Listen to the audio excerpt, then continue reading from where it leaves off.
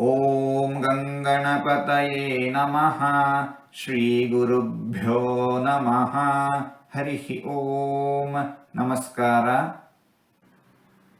ಲೋಕಾಧ್ಯಕ್ಷಃ ಸುರಾಧ್ಯಕ್ಷೋ ಧರ್ಮಾಧ್ಯಕ್ಷಃ ಕೃತಾಕೃತಃ ಚತುರಾತ್ಮಾ ಚತುರ್ವ್ಯೂಹಃ ಚತುರ್ದೌಷ್ಟ್ರಶ್ಚತುರ್ಭುಜಃ.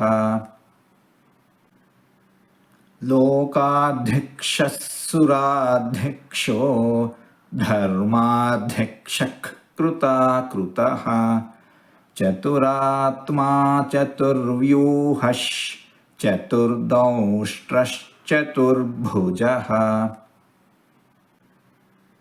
ಲೋಕಾಧ್ಯಕ್ಷಃ ಸುರಾಧ್ಯಕ್ಷೋ ಧರ್ಮಾಧ್ಯಕ್ಷಃ ಕೃತಾಕೃತಃ ಚತುರಾತ್ಮಾ ಚತುರ್ವ್ಯೂಹಃ ಚತುರ್ದೌಷ್ಟ್ರಶ್ಚತುರ್ಭುಜಃ.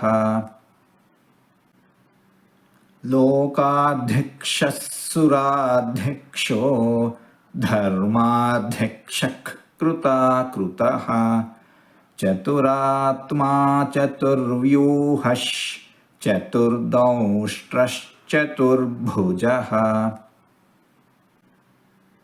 ಲೋಕಾಧ್ಯಕ್ಷಃ ಸುರಾಧ್ಯಕ್ಷೋ ಧರ್ಮಾಧ್ಯಕ್ಷಃ ಕೃತಾಕೃತಃ ಚತುರಾತ್ಮಾ ಚತುರ್ವ್ಯೂಹಃ ಚತುರ್ದೌಷ್ಟ್ರಶ್ಚತುರ್ಭುಜಃ.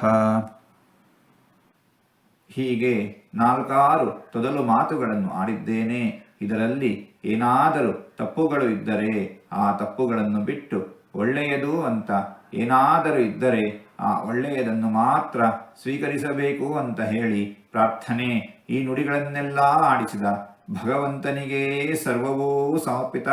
ಸರ್ವಂ ಶ್ರೀಕೃಷ್ಣಾರ್ಪಣಮಸ್ತು.